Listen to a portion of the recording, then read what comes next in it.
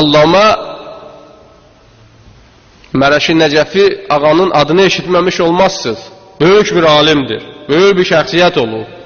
Qumda bu dəqiqə onun kitabxanası bütün insanların dilinin əzbəridir. Bütün mühəqqiqlər, elmi araşdıranlar, təhqiqatçılar bugün onun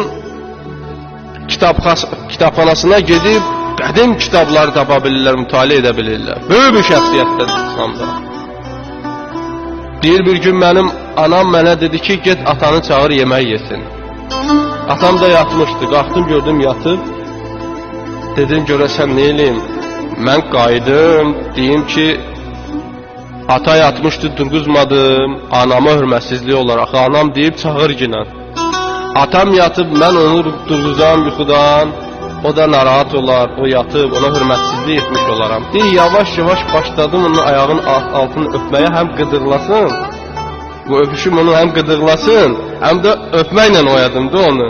Bir onda gördüm, atam oyandı, başladı mənə dua eləməyə. Dedi, Allah sənə nə istəyirsən onu yetirsin və onu versin.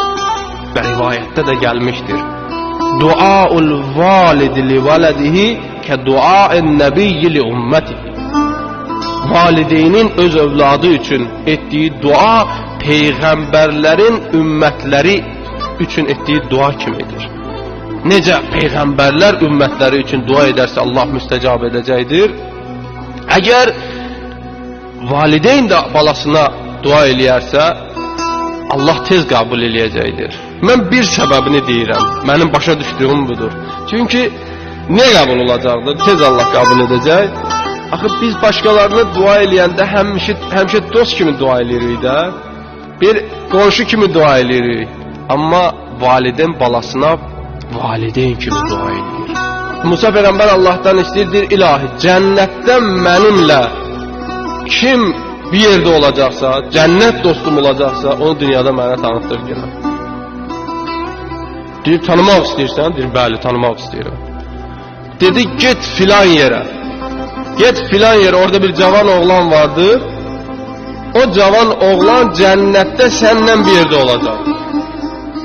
Musa Peyğəmbər deyir ki, mən gəldim, gördüm bir dənə vəhyində dediyi yerdə bir cavan oğlandır, qəssablıq edir.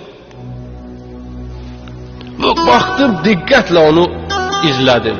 Bütün əməllərini sezdim.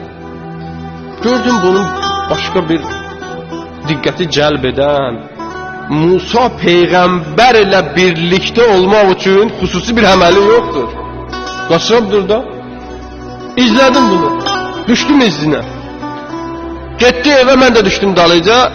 Gəldim, dedim, olar ki, səninlə bir gecə olum. Bir gecə sizdə olum. Dedi, niyə olmaz? Gətirdi evinə. Gətirdi evinə.